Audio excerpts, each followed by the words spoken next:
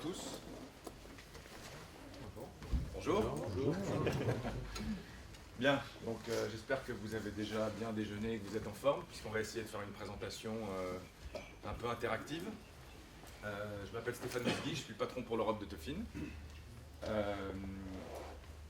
On va essayer de, comme chaque année, on essaye d'être un petit peu le plus loin possible des démarches commerciales et des présentations commerciales produits pour vous donner un petit peu la réalité chez les clients et de vous expliquer comment nos clients utilisent nos solutions, quels sont les challenges qu'ils ont rencontrés et quels sont les bénéfices qu'ils ont tirés de la solution et les champs d'application pour lesquels ils utilisent Tofin. Donc dans cet esprit, Rouven Harrison, qui est le cofondateur et le CTO de Tofin, et Alain Bogero de Groupama vont vous présenter plusieurs champs d'application qui sont liés aux raisons pour lesquelles Groupama a choisi Tofin et a déployé la solution et quels sont les champs d'application pour lesquels ils utilisent. Juste pour vous donner peut-être quelques chiffres pour que vous compreniez un petit peu qui on est, pour ceux qui ne nous connaissent pas. Donc, Tofin, c'est une suite de 3 produits qui permettent d'automatiser toute la chaîne de connectivité, sécurité d'application à l'infrastructure, en gros, pour faire simple, en quelques minutes, dans des environnements physiques ou dans des environnements virtuels. Donc, à la fois en supportant des technologies firewall traditionnelles ou des technologies de firewall, on va dire plutôt cloud, type VMware, AWS ou autre, donc et pour proposer une solution d'automatisation et de gestion de la sécurité et des changes dans la connectivité complète dans des environnements hybrides, tout en respectant la sécurité, la conformité, etc. Voilà, ça c'est pour la partie produit et vision de la société. C'est plus de 1500 clients dans le monde, et principalement, majoritairement des très grandes sociétés. C'est plus de 160 clients en France, avec une équipe française et avec plus de 50 personnes en Europe, avec également des experts techniques dans tous les pays et aussi en France, puisqu'on a des équipes de ce qu'on appelle du professional services, qui sont là pour accompagner nos clients et les aider, soit dans l'analyse, soit dans l'accompagnement ou le déploiement des solutions sur le marché français. Donc on a souvent entendu que les clients, et principalement en France, reprochaient un tout petit peu aux éditeurs d'avoir des experts techniques qui étaient parfois des Américains, des Israéliens ou des gens qui ne comprenaient pas forcément toujours les problématiques des clients locaux. Donc on a investi en ressources, donc on a 6 personnes sur le bureau français, on a du professional services en France, qui permet de pouvoir justement accompagner nos clients dans leurs problématiques. Bonjour.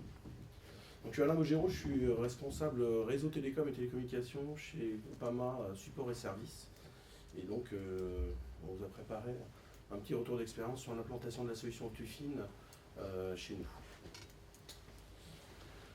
Alors, G2S, c'est le GIE informatique de Groupama. On sert les caisses régionales, GAN Assurance, Amaline, que vous connaissez, sur une marque qui s'appelle Amaguise, Défi International, la Banque Postale Assurance.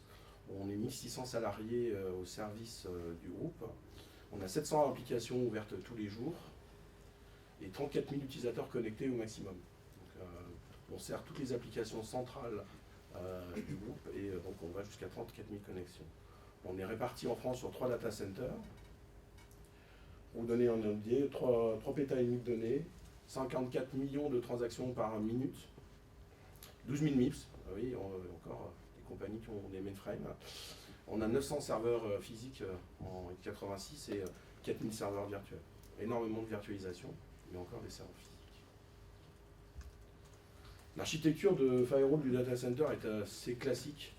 On va retrouver des entrées en back-to-back pour tout ce qui touche à Internet, avec toujours une double barrière technologique.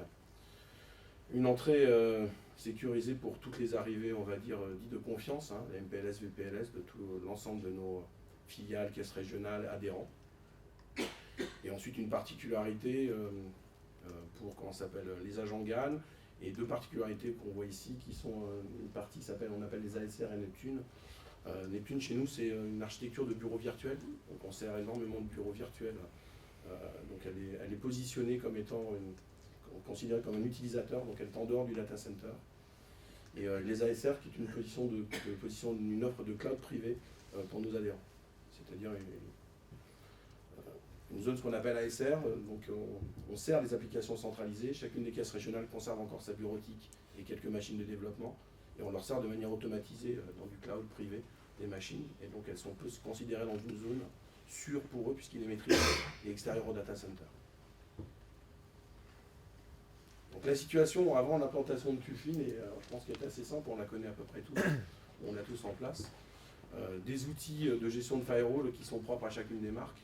Donc pour les citer chez nous, Juniper avec du NSM, Checkpoint avec du Manager, Cisco avec du CSM, et s'il y a d'autres technologies, encore un autre produit.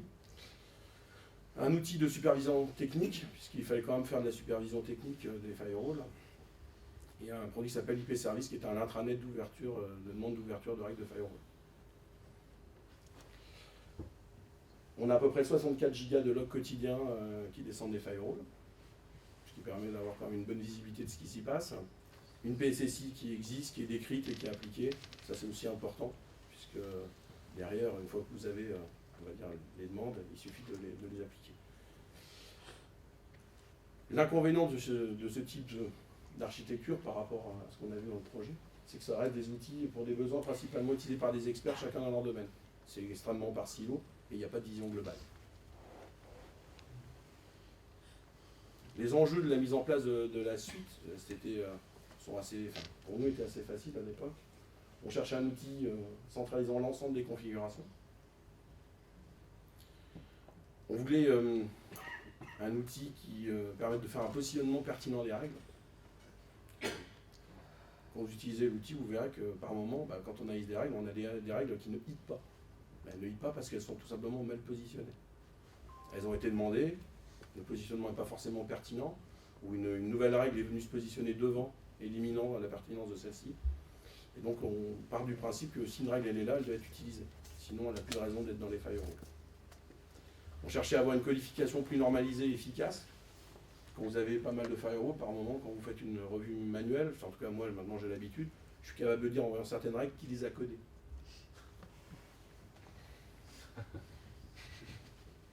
On arrive à voir qui les a codées. Et ensuite, dans tous les projets de migration, parce que fatalement on a des changements, on part du principe qu'aujourd'hui, un changement de firewall, c'est quand même plus sympathique de ne migrer que l'utile, plutôt que de faire, on prend l'ensemble des règles, on migre l'ensemble des règles, on les passe dans une moulinette, on change de techno, et sur le principe, on ne prend pas de risque, à part que quand ça ne sert pas, on migre des choses qui ne servent pas. On voulait aussi regrouper les objets, puisque quand on utilise des firewalls de next-gen, quand vous avez, c'est le principe, les workflows, quand vous faites une demande, aujourd'hui vous faites une demande pour un serveur, demain pour un deuxième serveur, c'est deux demandes, vous avez deux règles. Pourtant, des fois, c'est juste deux IP sources différentes, on les regroupe dans la même règle, on utilise deux objets. Ça permet d'éliminer des règles et d'avoir des choses un petit peu plus pertinentes.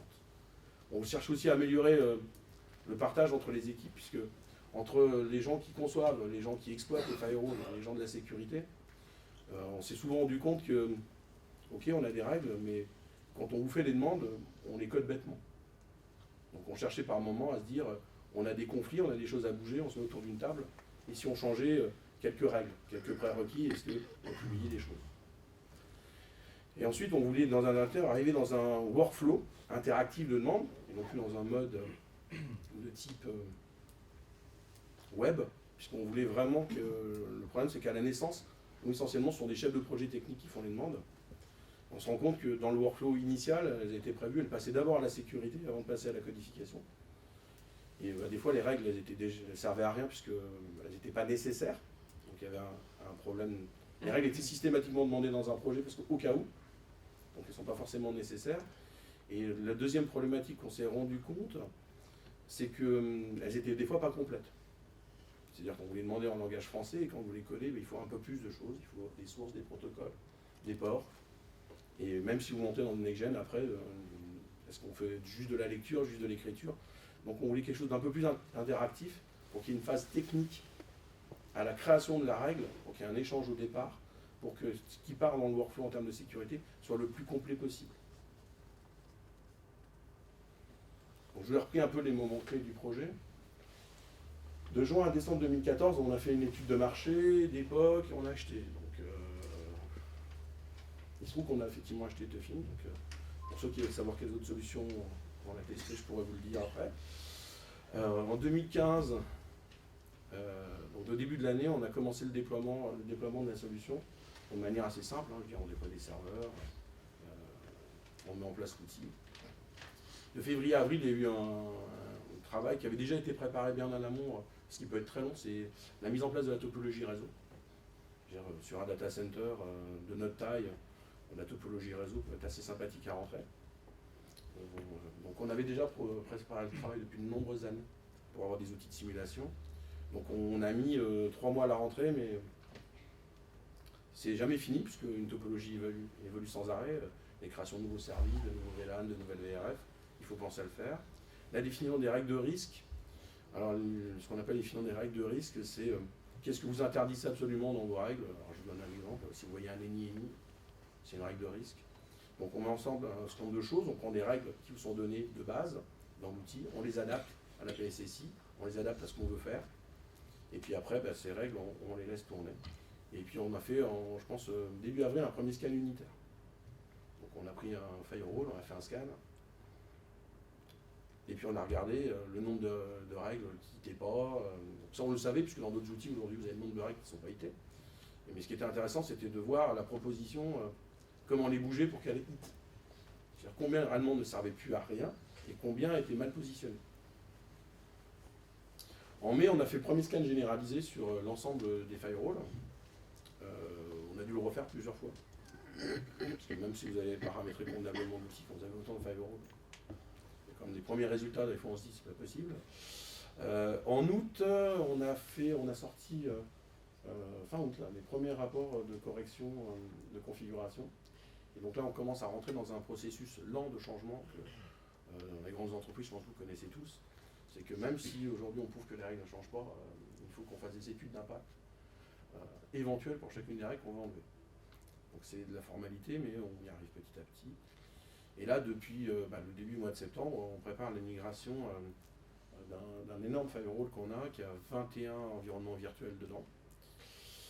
Il regroupe à peu près pas loin de 30 000 règles sur la globalité des 21 environnements virtuels. Et donc, à travers l'outil, on est en train aujourd'hui de migrer chacun des environnements virtuels, de les regrouper. Parce que par exemple, aujourd'hui, on a 10 caisses régionales, on avait 10 environnements virtuels. Par caisse régionale, on se dit que chacune des caisses vient chercher les mêmes applications. Donc on pourrait très bien créer un tronc commun de règles à toutes les caisses régionales plutôt que d'aller les coder à chaque fois quand on met une nouvelle appli dans 10 environnements différents. Donc le produit nous sert à ça. Et l'année prochaine, on veut continuer à intégrer le produit à la supervision. Dans le sens de la supervision, aujourd'hui on a déjà des modules. Quand on voit des règles temporaires qui arrivent en péremption, elles remontent automatiquement à la supervision. C'est-à-dire que le petit film remonte une alerte au bac à erreur pour dire vous avez une règle dite temporaire qui a passé sa date de péremption, elle est toujours là. Et aussi quand on voit par exemple aujourd'hui, si quelqu'un voulait me faire une règle de test, même si normalement c'est impossible en faisant un eni, si jamais ça arrivait, instantanément, ça tomberait dans le bac à erreur comme un incident de gravité 1, pour que tout de suite il y ait une action. Donc le produit scanne les configurations chez nous à peu près toutes les 15 minutes. Si on voyait une configuration être poussée avec une règle de ce type-là, on aurait une remontée d'erreur instantanément.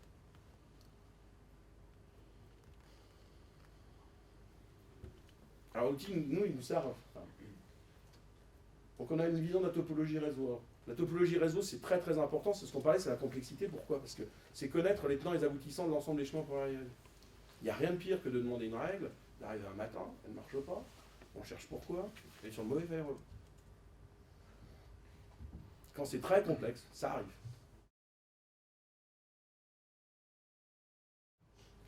Les règles, les suivis des modifications. Bon, alors c'est un classique, c'est un grand classique de pas mal d'outils. Qu'est-ce qui a été changé entre la fois d'avant et aujourd'hui? Ce qui est assez intéressant, nous, dans l'outil, c'est qu'on conserve le GUI de chaque constructeur. Quand vous comparez une configuration Juniper, c'est le look Juniper. Quand vous configurez une configuration Palo Alto, c'est le look Palo Alto. Quand c'est du checkpoint, c'est le look checkpoint. Je pense que ça doit pas mal embêter ces messieurs à suivre, puisque les configurations changent. Par contre, pour les équipes qui exploitent, c'est un vrai confort, parce que quand on voit un changement, quand on voit une optimisation, et qu'on vous dit comment la faire, dans le look du constructeur, ça conforte le fait qu'on peut regarder avant de valider ou de valider techniquement ce qu'on a à faire. La lisibilité des règles, donc ça c'est ce qu'on disait, quand vous scannez, la lisibilité des règles, c'est de voir le nombre de hits, son positionnement, les règles orphelines. Dans notre cas, ce qu'on disait, la complexité, c'est quoi finalement? C'est toute la partie essentiellement partenaire. Vous signez des partenariats avec des entreprises, elles arrivent, on crée des règles, elles s'en vont. En général, on ferme les VPN, on nettoie rarement les règles des partenaires.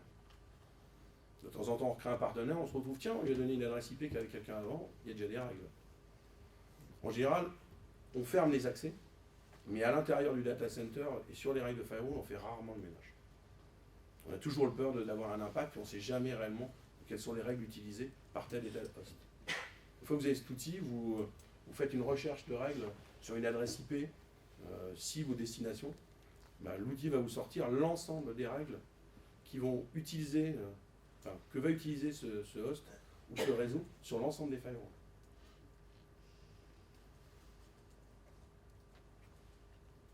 Les risques. Alors, la gestion la vision des risques, c'est intéressant aussi. Vous avez l'implantation des bons usages, vous implantez un peu votre PSSI, et vous avez une visu directe de comment ça s'appelle de l'impact dans les règles. Vous savez que vos règles, par rapport à certains de vos dictats, elles vont être directement dans le rouge, directement dans l'orange. Donc à la limite, avant de la valider, puisque vous savez que vous n'êtes pas conforme, on regarde pourquoi. Trop large, utilise des ports qui sont interdits, et finalement, vous finissez par un tableau de bord qui vous donne à la fin quelque chose qui est assez sympathique, avec quand tout est vert, tout va bien, quand tout est rouge, fatalement, tout ne va pas bien. L'avantage étant, pour moi, de connaître le niveau où on est, de l'accepter et de toujours tendre à le diminuer. Et si on voit arriver une règle et qu'elle l'augmente, surtout se dire que ça ne va pas. Tout ça ne peut naturellement être prédictif, c'est-à-dire que quand vous travaillez avec le module Secure Change, qui est le workflow, quand vous travaillez vos changements, vous pouvez voir l'impact de vos règles avant de les valider.